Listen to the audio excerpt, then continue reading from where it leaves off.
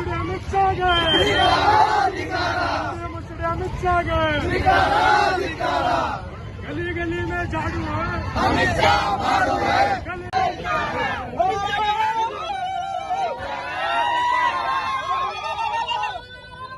ಕೈ ಯಾಕೆ ಹೋಗ್ತೀರಿ? ಅಲ್ಲೆಲ್ಲಿ ನಿಮ್ ಕ್ಯಾಮ್ರಾ ಕಾರ್ಡ್ ತಂದಿದ್ದಾನ.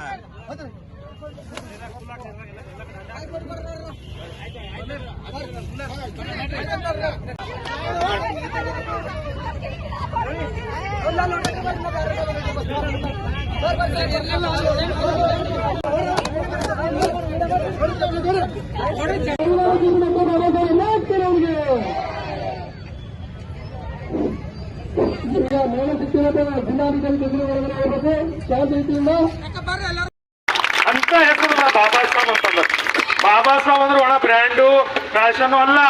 ಬಾಬಾ ಸಾಹೇಬ್ ಅಂದ್ರೆ ಇಂಥ ಶಕ್ತಿ. ಬಾಬಾ ಸಾಹೇಬ್ನಲ್ಲಿ ಇವತ್ತು ಪಂಚಾಯತ್ ಹಿಡ್ಕೊಂಡು ಪಾರ್ಲಿಮೆಂಟ್ ಹಿಡ್ಕೊಂಡು ದಿಲ್ಲಿವರೆಗೂ ಅಂತಂದ್ರೆ ಅದು ಬಾಬಾ ಸಾಹೇಬ್ ಹೆಸರು ಹೇಳಿದ್ರೆ ಮಾತ್ರ ಅಲ್ಲ. ನೀವು ಹೆಸರಿಗೆ ಇನ್ಕಾರ ಮಾಡಬಹುದು. ಅವ್ರ ಹೆಸರು ಹೇಳಿದ ತಕ್ಷಣ ನಿಮಗ್ ಚುಚ್ಚದಂಗ ಆಗ್ತದ, ನಿಮ್ಮ ಹೊಟ್ಟೆಗೆ ಚುಚ್ಚದಂಗ ಆಗ್ತದ, ನೀವು ಕಣ್ಣಿಗೆ ಚುಚ್ಚದಂಗ ಆಗ್ತದ. ಬಾಬಾ ಸಾಹೇಬ್ರ ಹೆಸರು ಹೇಳ್ಕೊಂಡೆ ಜೀವನ ಮಾಡ್ತಕ್ಕಂಥ ನಮ್ ಎಷ್ಟೋ ಕೋಟಿ ಬಡವ ಜನರು ಇವತ್ತು ಅವ್ರ ಹೆಸರು ಹೇಳಿದ್ರೆ ಅವ್ರ ಹೊಟ್ಟೆ ತುಂಬಿತು. ಅಷ್ಟೇ ಯಾಕ ನಿಮ್ಮದೇ ಲೀಡರ್ಗಳು, ನಿಮ್ಮದೇ ದೊಡ್ಡ ದೊಡ್ಡ ಉದ್ಯಮಿಗಳು ಹೊರದೇಶಕ್ಕೆ ಹೋದಾಗ ಬಾಬಾ ಸಾಹೇಬ್ ಅಂದ್ರೆ ಅವ್ರಿಗೆ ಬರ್ಬಿಡ್ತಾರ, ಇಲ್ಲರೂ ಬಹಿಷ್ಕಾರ ಆಗ್ಬಿಡ್ತಾರ, ಬೇರೆ ದೇಶದ ಬರ್ಲಾಕ.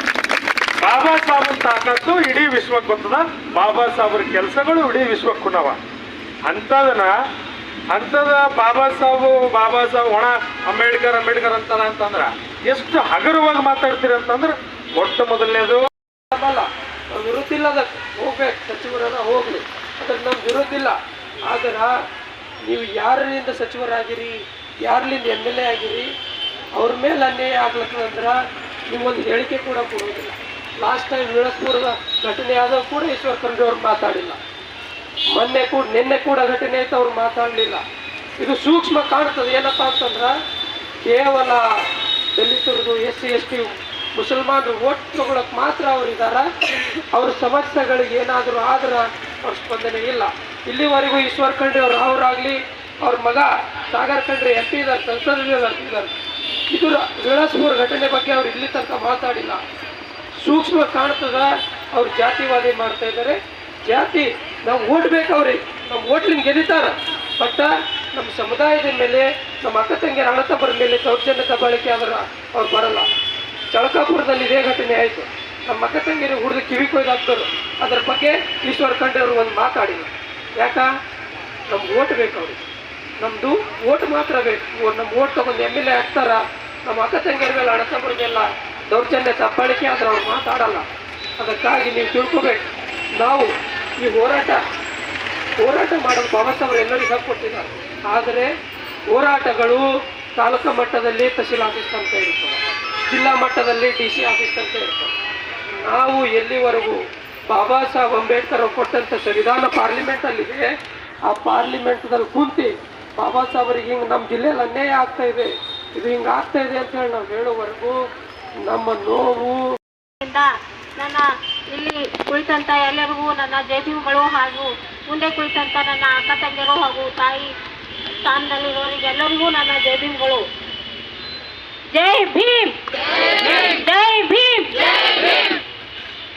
ನಾನು ಇಷ್ಟೊತ್ತಿಗೆ ಎಲ್ಲರೂ ಹೇಳ್ಯಾರ, ನಾವು ಭಾಳ ಹೇಳಲ್ಲ. ಯಾಕಂದ್ರೆ ನಮ್ಮ ಅಂಬೇಡ್ಕರ್ ಅವರು ನಮ್ಮ ಜನಕ್ಕಂತೆ ಒಳ್ಳೇದು ಮಾಡಿಲ್ಲ. ಅವರು ಬರೀ ಏನು SC ದವರಿಗೆ ಅಂತ ಮಾಡ್ಯಾರ. ಇಡೀ ಅವರು ವಿಶ್ವಕ್ಕೆ ದಾರಿ ದೀಪ ತೋರಿಸ್ಕೊಟ್ಟಾರ. ಯಾಕಂದ್ರೆ ಇವತ್ತ ಅವ್ರ ನಮ್ಮ ಮಹಿಳೆಯರೇ ನೌಕರಿ ಮಾಡತ್ತಿಲ್ಲ, ನಮ್ಮವರೇ ಶಾಲೆ ಕಲಿಯತ್ತಿಲ್ಲ. ಯಾಕೆ? ಅವರೆಲ್ಲ ಶಾಲೆ ಕಲ್ತಿ ದೊಡ್ಡ ಮಿನಿಸ್ಟರ್ ಅರ, ದೊಡ್ಡ DC ಅರ, SC ಎಲ್ಲ ಅರ. ಅವ್ರಿಗೆ ನಾಚಿಕೆ ಬರಬೇಕು. ನಮ್ಮ ಅಂಬೇಡ್ಕರ್ ಅವ್ರ ಬಗ್ಗೆ ಅವ್ರು ಹೇಳೋಣ ಮಾತು ಹೇಳಕ್ಕೆ ಅವ್ರಿಗೆ ನಾಚಿಕೆ ಬರಬೇಕು. ಯಾಕೆ? ನಾವೇ ಕೆಲಸ ಮಾಡ್ತೇವೆ, ಅವ್ರು ಮಾಡತ್ತಿಲ್ಲ. ಎಲ್ಲರಿಗೂ ಒಳ್ಳೇದು ಮಾಡ್ಯಾರ. ಅವರು 2 ವರ್ಷ 11 ತಿಂಗಳು ಹಗಲಿರೋ ನಿದ್ದೆ ಇಲ್ದೇನೆ ಯಾರಿಗೋಸ್ಕರ ಸಂವಿಧಾನ ಬರ್ದಾರ ಅಂದ್ರೆ ಇಡೀ ಮಾಹಿತಿ ಆಯ್ತು. ಬೀದರ್ ಜಿಲ್ಲೆ ಅಂತಂದ್ರೆ ಪೂರಾ ಹೋರಾಟ ಅರೆಸ್ಟ್ ಆಯ್ತು ಸರ್, ಬೇಲ್ ಆಯ್ತು 2 ದಿವಸದಲ್ಲಿ.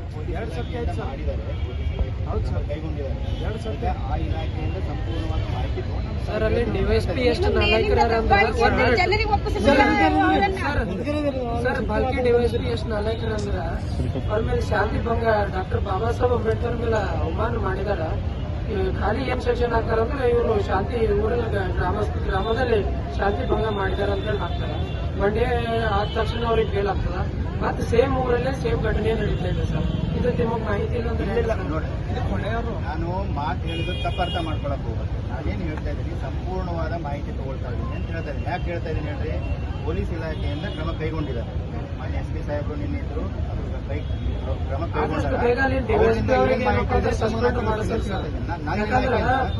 ನನ್ನ ಇಲಾಖೆಯಿಂದ ಆಗಿತ್ತು ಅಂತಂದ್ರೆ ನಾನು ಬಾಲ್ಕಿಗೆ ಬರಲ್ಲಪ್ಪ, ಅದು ಆ ಊರು ಬಾಲ್ಕಿಗೆ ಬರಲ್ಲ, ಅದೇ ಅಲ್ಲಿಂದ ಡಿವೈಎಸ್ಪಿ ಅವ್ರಿಗೆ ಸಸ್ಪೆಂಡ್ ಮಾಡ್ತಾರೆ ಸರ್. ಯಾಕಂದ್ರೆ ಅದೇನ್ ಮಾಹಿತಿ ನೋಡ್ರಿ ಮರು ಕಳಿಸ್ತಾ ಇದೆ ಸರ್. ಆಗಿಂದ ಘಟನೆ ಆಗ್ತಾ ಇದೆ. ಓಕೆ, ಧನ್ಯವಾದ.